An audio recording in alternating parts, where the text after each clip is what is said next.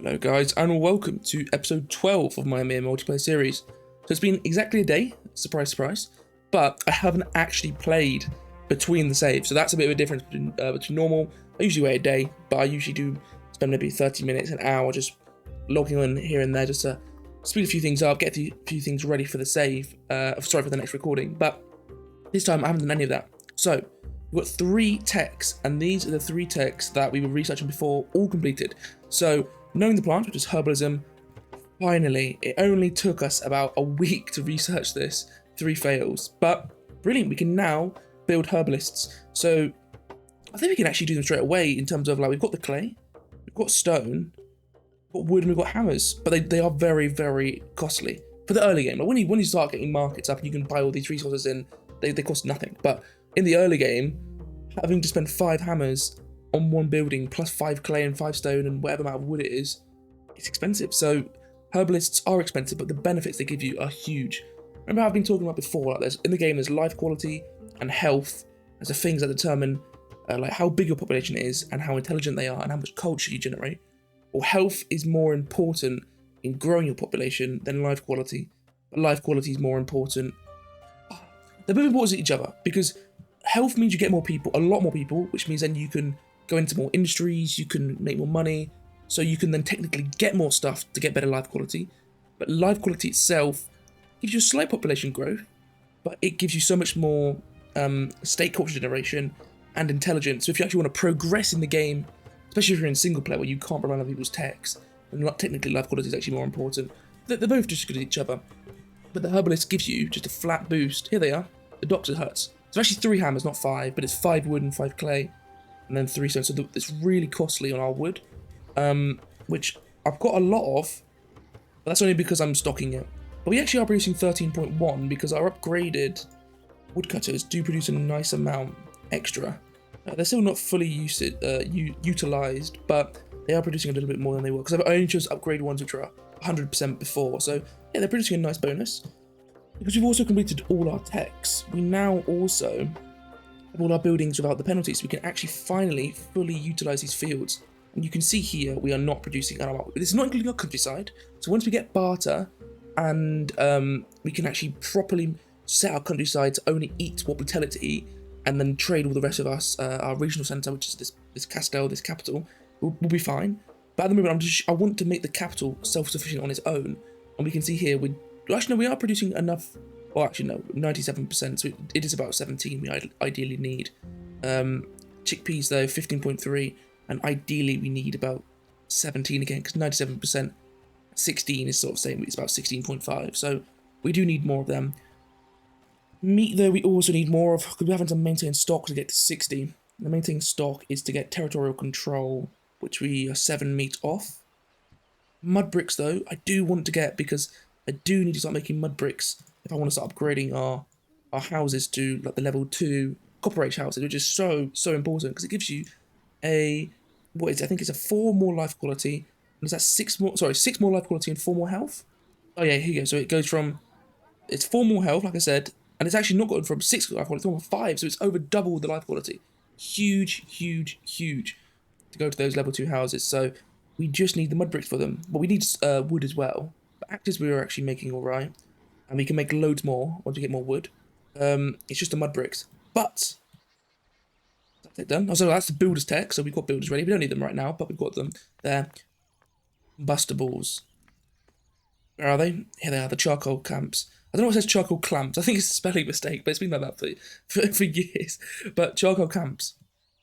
These are a beauty. So let's get some built. Oh, we can't drag them out, okay. But I want to get 4 built, because even if we can set them to low, I still want them ready when we do need them. These will use clay, a little bit of clay, but definitely noticeable. Like with 3 running, we actually probably will be in a clay deficit. But they use, like I said in the last episode, I think they're 3 times more efficient, or at least the wiki says 3 times more efficient when using metallurgists' foundries. Because you see here, this number here is it says if you hover over the mouse, it takes 3 wood for every unit of copper, and it takes 1.5 copper ore for every unit of copper. He switches to charcoal, we can see it only takes 1 charcoal for every unit of copper. But the conversion rate is, on the wiki it says, for every 4 wood, you make 3 charcoal. Or along that ratio, 4 to 3. So you won't actually make 3 charcoal per camp, but the ratio is 4 to 3. But then it's saying that it only takes 1 charcoal that would have previously used as 3 wood. So you're saving a lot of wood, basically. Ignore the maths, you're saving a lot of wood. So with that saved, we're producing 13 wood, which is actually pretty decent, to be honest with you. Like, to produce 13 wood at this stage without any real proper forest tile, that's pretty damn good. So saving that with the charcoal will just be huge, but we need to wait 11 minutes for that, so I definitely will come back to that later on in the episode. Regarding other things, again, I haven't actually checked anything. I have now, from a buffalo being produced in West Side, it was actually at 16. So again, I think I'm not having enough. I'm not having enough paddocks in that place, because I actually am losing out on a lot of potential buffalo. But I've moved 5 from there to at least store some extra here. What I'm going to do with them is actually get another butcher's down, because we're producing plenty spare. I think it's like almost 1 we're producing spare. And we need the leather to get more leather clothes. We need the meat, because we're not even matching our own demand for meat yet. So let's get another butcher's down. We're in the territory. Butchers. We've actually now got 6 butchers. Let's get them down. Let's also extend this little road here. Here we go. There's 6 butchers, and I set that to critical. We're done in a sec. What else is there? The farming, that's it. So we can see here, these are actually still both producing at 100%, which is good. I could get another... Oh, I really probably should get another farm. But remember what I said about... The problem is, if I place it here, it does delete. If you place it on your thing, it will delete them. But I want to sort of get it in a place where I can try and get as many as possible. So 3.7 here is it's saying it'll get me the most. It will delete 4, which is a shame. If I place it here, I get 3.61. But yeah, we'll place it here. We'll delete some. But what I'm hoping is, because actually those 3 will be fully utilized, it won't be pissing us around with mismatching it. Because 3.7, oh no, 3.7 isn't the limit, it's 4.2 is the limit. But hey, it won't piss us around too much. Well, actually no, it will, because I'll place some fields on this one and then it will keep switching it. But that's much better. That'll be getting us actually enough chickpeas that we will meet our demand for chickpeas, which is great. And then I saw we have some spare capacity on these other ones. So this one, oh, it's the same thing, isn't it? Where it's like,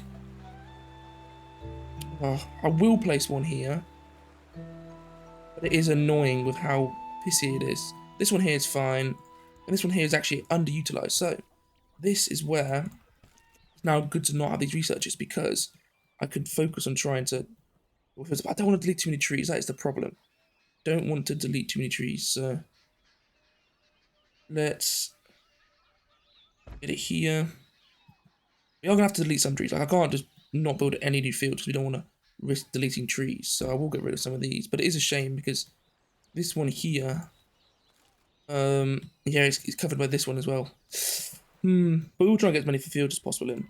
So where I can get them in is over here. But then we've got all our soil miners here, which I don't particularly want to have stop working just because I want to get some new fields in. New fields in here. Right next to it. That'd be useful. And we'll get lettuce fields in because, like I said, with those chickpeas ones coming in, where we just have a new farm, we don't actually need very much more chickpeas. So getting some lettuce here will be good. Little small fields there. Okay, filling these little gaps. Okay, so that's it here. What I'm thinking is, are these trees covered by this field here? This looks like it's quite far away, but it probably is. But yeah, they all are, but just covered. So I can't build any fields there. I can get some fields here. Just really need to exploit these little gaps. Because one thing I did find out as well, since this new farming update, is you can actually move the fields wherever you want. And you can see here, 0, 0. It doesn't cost anything to move your fields.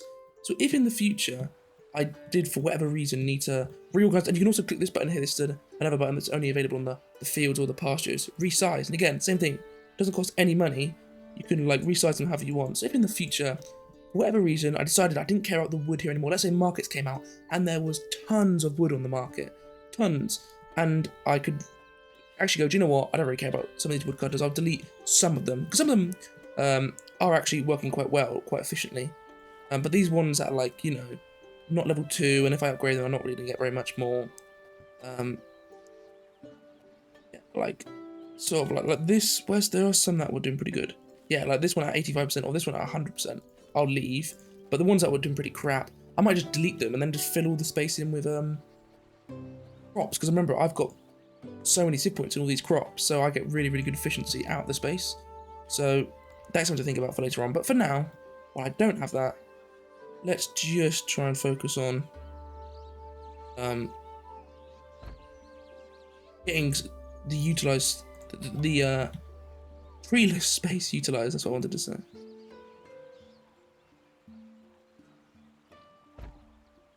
There we go. That's that one at 100%. Brilliant. We now have this one at 48%. So what I'm going to do is I think I'm just going to delete this field and pass over the stuff to other fields. So if I upgrade this one to a farm, I'm going to have to use up a lot of treeless space. So I think I'll just demolish it in total. And then I can, well, like I said, when the markets come out, we can get our own wood. Oh, sorry, buy other people's wood. That's when I'll probably upgrade these. But let's do that. You see, that has given us way too many fields. But once I've deleted that one, and we've got this one here, and this one here, I can actually just offset some of the excess to those ones. So what I'll do is I'll look here in the annex tool. Which ones do we have spare? We've got these ones here. Let's switch these ones here to this one. And then let's get this one from this one to critical. So you see, yeah, this one's at, was that 99%? Yeah, that one's at 99%, brilliant. But again, that's at 99%, assuming it doesn't shuffle it all around and pissing annoying, but that's brilliant. And that's getting us now positive chickpeas. Brilliant, 18.3, so we now fully fulfill our chickpeas demand, and we can start trading to our neighbours with chickpeas. That is great. And we've got this one here. Well, actually, how much have we got spare here? Actually, very, very close. I don't even know if this one's worth it, to be honest. Well, let's see how it's got 54% capacity. If we then look at the annex tool, we look at this one, we don't actually have to give that many fields. So just these three. Yeah, now this one's at 92%. So we really don't have to give that many fields. So we actually need to start using living space. So let's go lettuce. Let's get more fields here. I'm trying to avoid chopping down too many trees, but we're not actually going to cut down too many trees in this little space here. That's at 100%.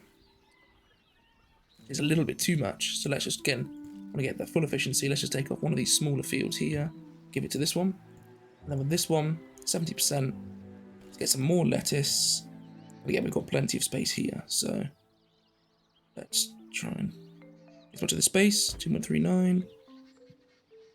And because we can move our field whenever we want, I don't really care too much about getting it, not necessarily wrong, but about, you know, maybe placing the fields in somewhere that isn't as good as we could have placed it, but we can always swap them later on.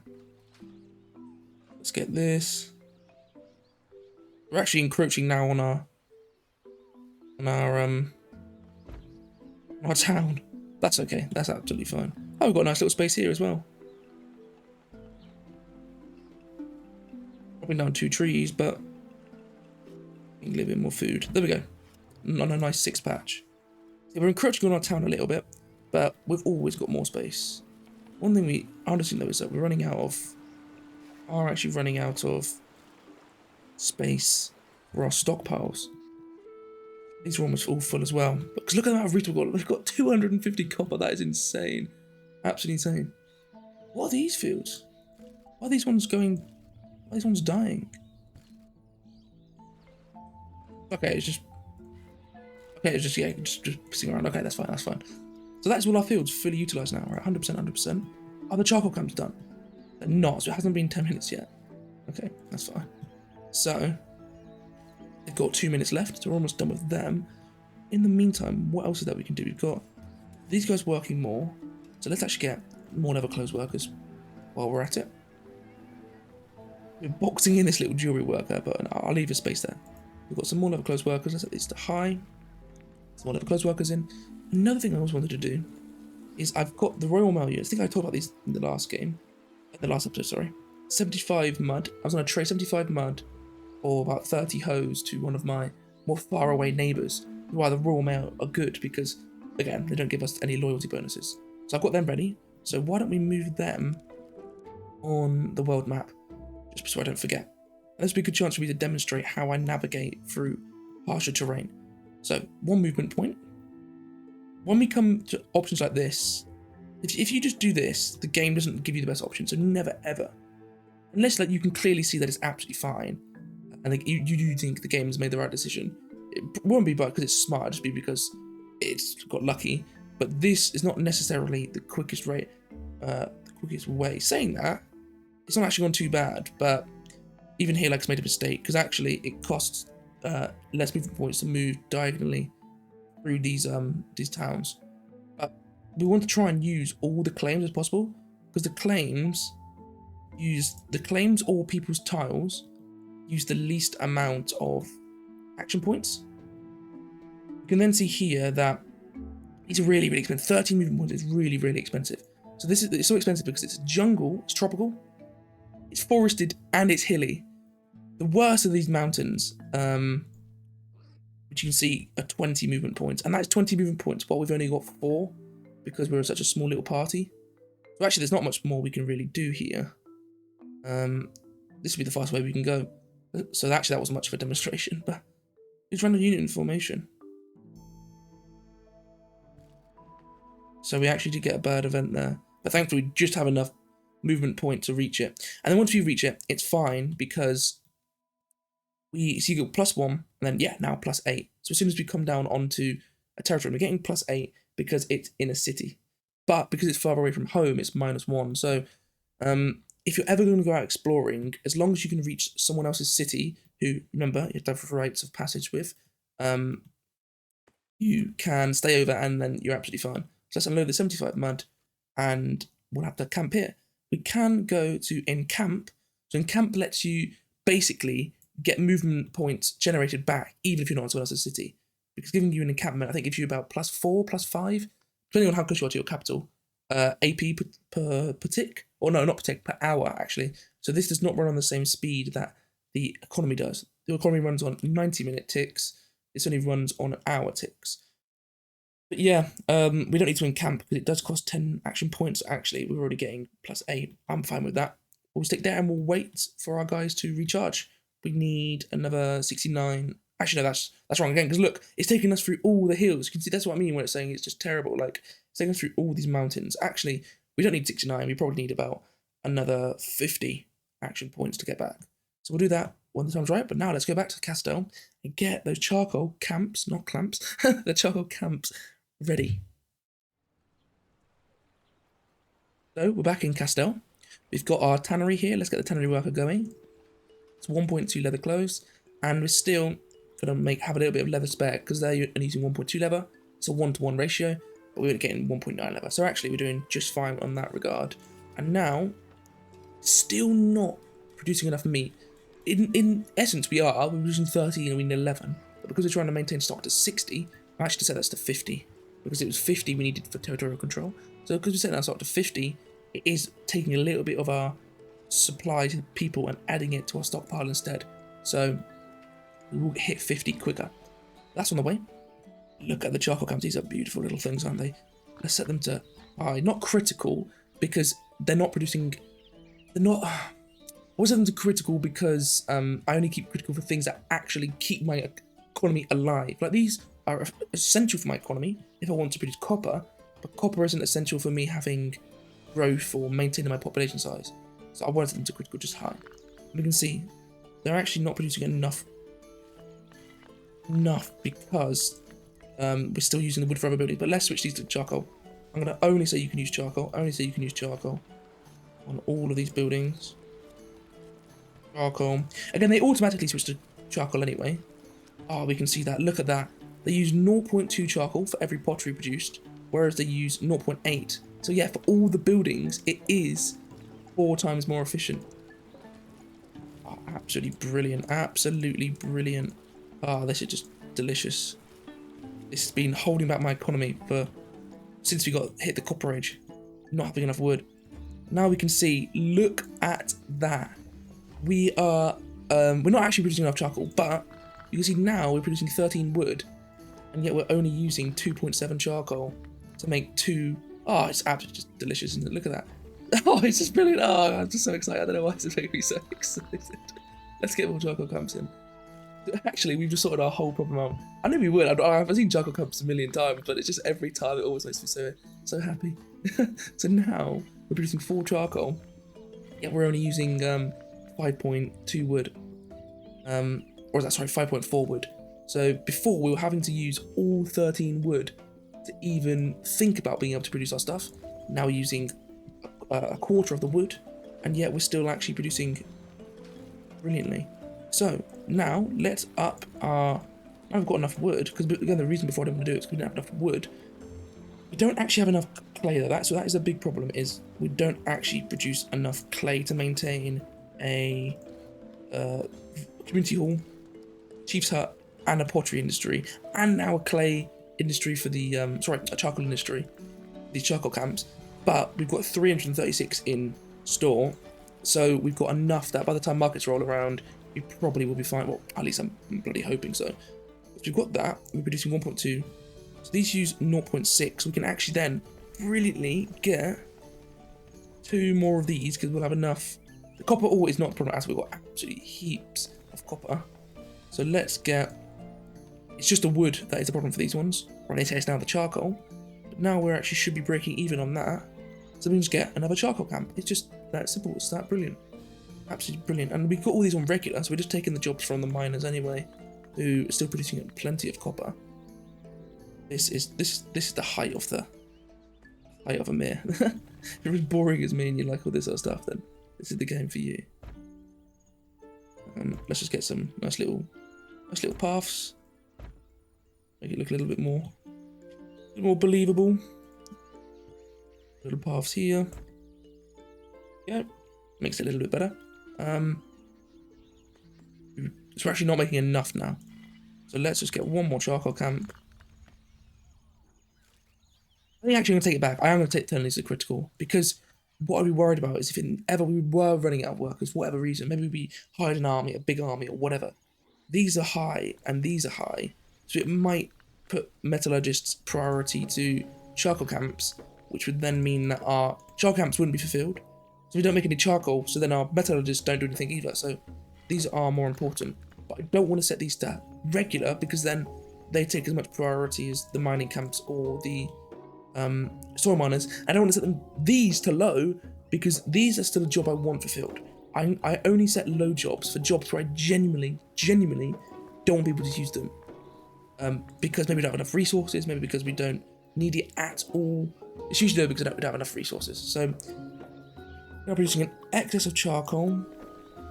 Do I go for? We've got plenty of ore, absolutely plenty of ore. I'm thinking we get 1 more. We are still producing now so much excess wood, so yeah, I'm thinking we go for just 1 more on critical. That's going to use a little bit of wood, give us a little bit more charcoal, and then we can get 2 more foundry workers. We're going to absolutely pump out copper. Actually, no, saying that these foundry level 1s do not, the efficiency, they do not provide very much copper, but compared to what we were before, we're producing loads. Here we go, with all our charcoal camps going, which means now we're running 5 foundries and 6 pottery industry, which is way more than we were running before. We're using less wood. So we've what is this? We've tripled our foundry industry. Well, actually no, it was only running on 1. What's above quadrupling? I don't even know. Pentagoning. I don't even know. We've 5 times the foundries, and we've got a 3rd more pottery industry, and we're producing with less wood usage, and we've still got plenty. We've got almost 2 charcoal capacity left. And that is also, look, 90% because we've got that maintained stock. So this is just absolutely delightful, absolutely delightful. So if I wanted to, with the 1.7 left, we could just sneak in one more foundry. Because, yes, we're using up a bit of copper ore, but look how much we got in stock. So I don't have a problem with that at all. So, foundry, do I get another one? Ooh, yes, I do. I do. Let's let it high. And then now, we're producing 2.4. We don't have enough flint anyway, so look, these buildings are the same that they're producing, but... Oh, actually... Oh yeah, look at this, we were actually saying we've got high, but then we don't actually have enough workers for them. But look at the growth now, +9 jobless, with 95 new people in, because we're now providing more meat. We're now fulfilling lettuce, filling chickpeas, we're producing more leather clothes, so that is getting more life quality. We haven't got any slums at the moment. I just need mud bricks, because I need the mud bricks desperately now to upgrade these houses. Because that's actually the only thing now, because now we're producing a lot more axes. We're actually doing pretty damn good. But I need a lot of wood for those mud bricks. It's 40 wood, but we have enough wood now. 40 wood. So let's do it. Let's get 5 people working on mud bricks. Shouldn't take too long. Territorial control. We just need that extra meat, but that should be fine. Portage. We have to wait till we get barter to get portage, but portage is what you need to transport between your countrysides and your regional centre, because it doesn't say it allows it, but portage is basically the thing that enables you to have a little trade thing here just to transport goods. But you need traders, and traders are either from the market building, which we don't have the markets yet, or the merchant stands, which we don't have because we don't have barter yet either. So we can't do either, and that's absolutely fine because we don't need it right this second. What we do need to do is just produce more axes, and then with those more axes, actually, so I am going to turn this one down to low just for now. The reason, no, I will keep it on high, but the reason is because we don't even have enough people to produce the tools at the moment, because we are actually running short on workers. So we just need to wait a little bit longer to get more jobless, which will happen, because what's been happening is because we've been running out of food, our population's been dying off. So this big 95 increase doesn't just mean we'll get +9 jobless. Once it all settles in, we get 95 new people. The next generation will be huge. It's 9 jobless tomorrow, and then in, let's say, 2 or 3 days, you might go up by another like 15, 16 workers as well on top of that. And then with the continued, upgrading the houses and providing more leather clothes and more pottery and stuff like that, we'll continue to spike. But yeah, things are going absolutely great here in Castell. I'm very, very excited to continue the series, continue playing. But I think I'm going to end the episode there because it's been quite a long one. I've done what I wanted to do. I've got the charcoal camp set up. Got the foundries working at full efficiency. We've got loads more copper coming in. We've providing more food. It's all going brilliantly. Yeah, so thanks a lot for watching. Enjoy the video. Give it a like. If you're enjoying the series and you haven't subscribed already, then please subscribe. And join the Discord. The link is in the description. See you guys in the next episode. Ta-ra.